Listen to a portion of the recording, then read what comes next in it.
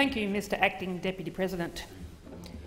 In New York last week, representatives from over 125 countries came together to reinvigorate international efforts to tackle climate change. UN Secretary-General Ban Ki-moon invited these world leaders to Climate Summit 2014 to galvanise climate action and to build political will to tackle this immense challenge. Ban Ki-moon asked leaders to bring bold announcements and actions to the summit to reduce emissions, strengthen climate resilience and to secure political commitments. Sadly, Australia did not live up to the challenge of the New York talks. We were an international embarrassment, with our Prime Minister failing to attend the talks. Our representative Foreign Minister Julie Bishop went along instead and presented Australia's commitments, and they were roundly criticised as weak. The Foreign Minister played down Australia's contribution to global warming and the imperative for us to be a leader on climate action. The Foreign Minister failed to admit that Australians are amongst the highest polluters per person in the world.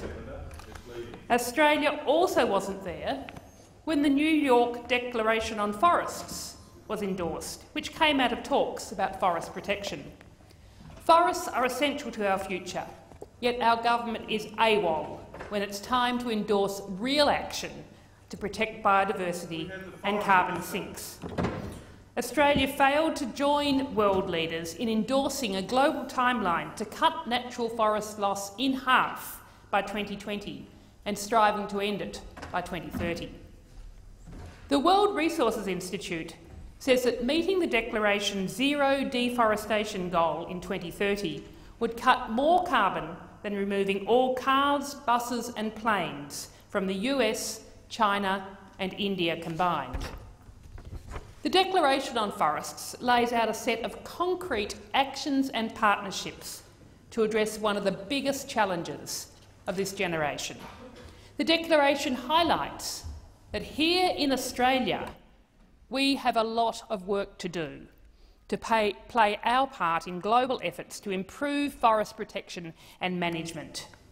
We are already feeling the devastating effects of climate change, and we must strive to limit the damage before it's too late. Our forests are a key piece of the puzzle.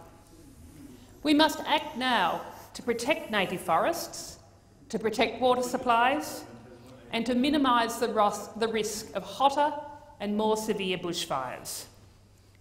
Protecting forests is essential to maintain the diversity of species on this planet. We are standing by as extinction events happen at a staggering rate across the globe. Forests support up to 80% of land-based biodiversity. Research just released by the World Wildlife Fund shows that the number of wild land animals worldwide declined by a devastating 39% in the past 40 years. We are destroying these ecosystems at our peril. As a species, we rely on keeping the diversity of animal and plant species for our own survival. How many life-saving medicines are we missing out on discovering? How much clean water will be ruined by dirty runoff of eroded soils?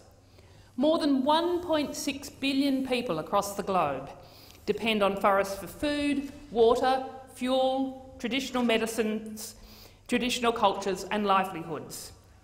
What will we tell our children and our grandchildren? So many creatures and wondrous plants will only be left as things of the past, only remaining in the stories we tell. I don't want orangutans to be a mystical creature from the past. Closer to home, biodiversity loss is cutting right to the heart of who we are. In my home state of Victoria, we are destroying the habitat of our own animal emblem. Our own symbol of the wildlife of Victoria is heading for extinction. The Leadbeater's possum, a gorgeous little creature that lives in the mountain ash forests just to the east of Melbourne, is on track to become critically endangered as a result of intensive industrial-scale logging. And not only are we contributing to the possum's demise, we're using taxpayer dollars to subsidise it. Vic Forests is making massive losses, but we continue to bail them out instead of helping our forest industries to complete the transition to plantations. In East Gippsland, Vic Forests is losing between 5 million and 6 million every year by logging forest habitats of threatened and endangered species, including the powerful, sooty and masked owls. Well done to community organisation Environment East Gippsland, who are currently taking legal action against Vic Forests because of this logging. These owls require intact forests with old trees with hollows. I've had the privilege of seeing powerful owls in these forests. They are magnificent creatures, up to a metre high. There may be as few as 400 pairs left in Victoria. They need our protection, not annihilation. We now have the opportunity to protect these forests. South East Fibre Export, who run the wood chip mill in Eden in New South Wales, has announced it won't renew its contract with Vic Forests when it expires at the end of the year. This is because the global market for our wood chips continues to drop, replaced by higher quality wood chips produced more cheaply from plantations in South America and Southeast Asia. This is a watershed moment. This is the opportunity to protect our forests, to manage them for all their values. The alternative is to continue to destroy them with skyrocketing subsidies, as unsustainable economically as they are ecologically. But because there's no viability in logging native forests for wood chips for paper, this dying industry is scrounging for a replacement. And the alternative they are promoting is to burn our forests for energy in forest furnaces. Under the current Renewable Energy Target Scheme, energy produced from burning native forest products is prohibited from being used for renewable energy certificates, thanks very significantly to the huge amount of work that Senator Milne did to exclude native forest wood from the RET in the Clean Energy Package. In the government's Warburton review of the RET, however, the panel supported the government's desire to reinstate the eligibility of so-called wood waste from native forest as a renewable energy source. But characterising the native forest wood that would be burnt as waste for energy is simply deceitful. The native forest logging industry's push for burning wood from native forests for energy is driven by their desperate desire to find a replacement market for their wood chipping operations. The claimed reduction in total greenhouse gas emissions would not occur because of the massive release of carbon from the destruction of intact forests. We need our forests, as carbon stores, working for us, soaking up carbon from the atmosphere. Even if the logged forest is allowed to regrow, it would be decades, if ever, before the amount of carbon stored in that regrowth returns to the levels stored before logging, and we don't have decades to play with. Australians don't want to power their fridge with electricity produced by burning precious native forests. They want renewable energy certificates from energy sources that are truly clean. And using our native forests as an energy source would massively undermine the renewable energy market and the solar and wind industries, which currently employ around 21,000 people. This booming sector of our economy is just getting started. Consumers have the right to know when they are purchasing genuine renewable energy that it hasn't been produced by destructive forest furnaces. The other big threat to our forests is bushfires. We're all aware of the dangers Australia faces every year from bushfires.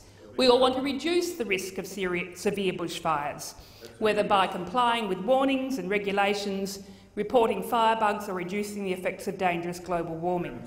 So we should pay attention to very important recent research which has shown that the logging of native forests increases the risk of bushfires. Analysis of the Black Saturday bushfires looked at the areas that were most severely impacted by crown fires. And the flames from crown fires often extend above the forest canopy and pose the greatest threat to life and property. The findings from these studies from the University of Melbourne and ANU showed that the fire was at its most severe in forests that were aged between 7 and 36 years, with the fires becoming progressively less severe with the age of the forests. And they concluded that any future logging in these forests should be negligible. We must take note of findings like these. We must stand up and act and commit to ending the logging of our native forests, which are too precious to lose.